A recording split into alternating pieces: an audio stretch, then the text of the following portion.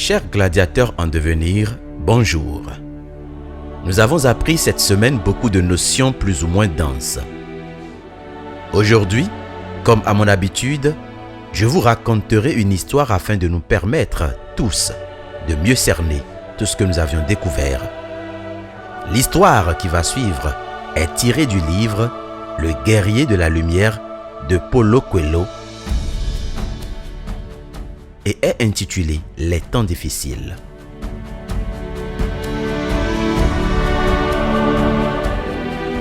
Découvrons-la.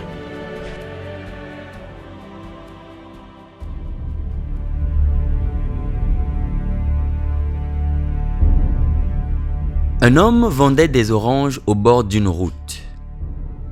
Il était analphabète, donc il ne lisait jamais les journaux. Il plaçait sur le chemin quelques affiches et il passait la journée à vanter la saveur de sa marchandise. Tout le monde venait acheter et l'homme prospéra. Avec son argent, il plaça de nouvelles affiches et vendit davantage de fruits. L'affaire progressait rapidement quand son fils, qui était cultivé et avait fait des études dans une grande ville, vint le voir. « Papa, ne sais-tu pas que le monde traverse des moments difficiles? L'économie du pays va très mal. » Inquiet, l'homme réduisit le nombre de ses affiches et se mit à revendre une marchandise de qualité plus médiocre parce qu'elle était moins chère. Les ventes chutèrent immédiatement.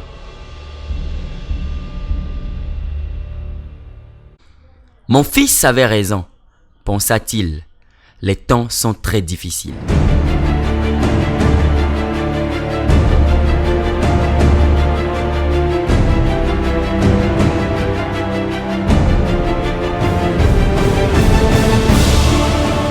Chacune de nos histoires ressemble en partie à l'histoire de cet homme. Nous sommes tous en quelque sorte des vendeurs répartis le long de la route qu'est la vie. Les journaux symbolisent en quelque sorte la tendance, ce qui se passe dans ce bas monde qui tente d'influencer nos décisions et actions. Le fils, quant à lui, n'est que la représentation des lobbies du système. Pour la plupart d'entre nous, aussi longtemps que nous restons analphabètes, donc ignorant des effets négatifs et dévastateurs de notre environnement, nous arrivons à prospérer. Mais à partir du moment où nous nous laissons convaincre des réalités de ce monde qui sont contraires à nos convictions ou encore aux lois naturelles, nous commençons par perdre, par souffrir et par mourir, exactement comme ce père. S'il n'avait jamais eu cette information, il continuerait sans doute à dépenser pour ses affiches, à bien vendre et par ricochet, à prospérer. L'histoire raconte que cet homme passait sa journée à vanter la saveur de ses marchandises. Ce qui veut dire qu'il faisait les choses en fonction de ses convictions, de ses propres expériences, de ce qu'il savait et surtout selon sa volonté, donc sa parole.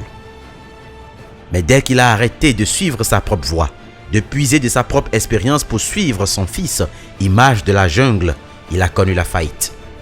Fatigué et déçu, voyant la réalité de son ignorance devant lui, alors il pense, affirme, proclame et déclare.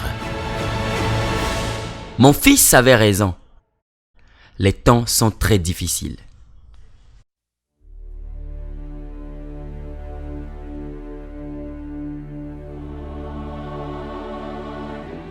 Quelle est la parole qui influence votre vie? Sur quoi basez-vous votre conviction? N'est-il pas dit que vous êtes des dieux?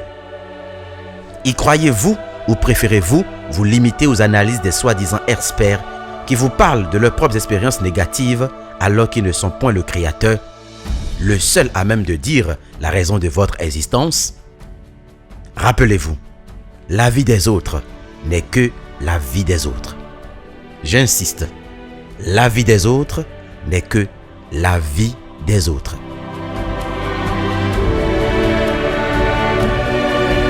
Vous, osez suivre votre propre voie. Tournez-vous vers la volonté supérieure. Puisez d'elle, puisez en elle la force et la puissance de votre volonté. Pour chacun de vous, elle a prévu un plan de paix et non de malheur afin que vous ayez de l'avenir et de l'espérance. Croyez-en et prenez tout ce qui vous arrive ici-bas comme moyen d'arriver à cette seule fin. Alors, il vous restera juste à persévérer, patienter et à mener le bon combat du gladiateur. À lundi, c'était moi, Fumilayo Mohamed Dorego, en featuring avec mon frère et ami Reynold Tokano.